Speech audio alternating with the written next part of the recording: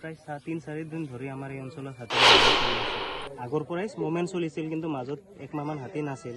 এই 3 দিন পৰা হাতী অহা ষ্টাৰ্ট হৈছিল, প্ৰায় 20-25টা হাতীৰ এটা জাক আহি আছিল। কিন্তু তাৰ মাজেৰে যোৱাকালি প্ৰায় 2টামান বজাত হাতীৰ জাকৰ পৰা ফালৰি কাটি প্ৰায় 2টামান হাতী আহি এই শিৱপুৰ আৰু বৃহত্তৰ এনচিক আঙাৰকাটা গাঁৱত সোমাইছিল। এই য'ত নেকি ঘটনা ঘটিছে মানে সেই ঘৰৰ গোৱালিত আপোনাৰ মিঠালাও খেতি আছিল। সেই খাই থাকোঁতে কি হ'ল, শব্দ পালা ঘৰৰ মানুহে। সেই শব্দ পোৱাতে গোৱালিখন ভাঙিলা। ভাঙাৰ পাছত কি হ'ল যে টানক ভয় সোমাই গ'ল যে কি গেৰেণ্টি আমি শুই থকা ঘৰৰ হাতী আহি ভাঙব নেকি বুলি ওলাই গৈছিল। সেই ওলাই যোৱাতে কি হ'লে দাউৰা শব্দ শুনি হাতীয়ে খেদি গ'ল, যাৰ ফলত এজন লেডিজ মানুহ মৃত্যুমুখত পৰিলাক আৰু লগতে এখন 8-10 বছৰৰ কিশোৰক হাতীয়ে ধৰিখিনি পেলাইছিল, যদিও সি বাচি গ'ল, কিছু আঘাত পাইছে।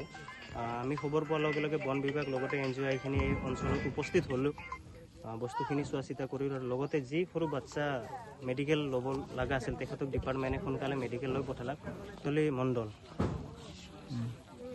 আৰু লগতে যি সৰু এটা 10 বছৰৰ ল'ৰা অলপ ক্ষতি হ'ল, তেখেতৰ নাম শুভঙ্কৰ মণ্ডল। ডিপাৰ্টমেণ্ট এইখিনি তেখেতক সকলোৰ যি নেচেচাৰী ষ্টেপছ ল'ব লাগে সেইখিনি লোৱা হৈছে।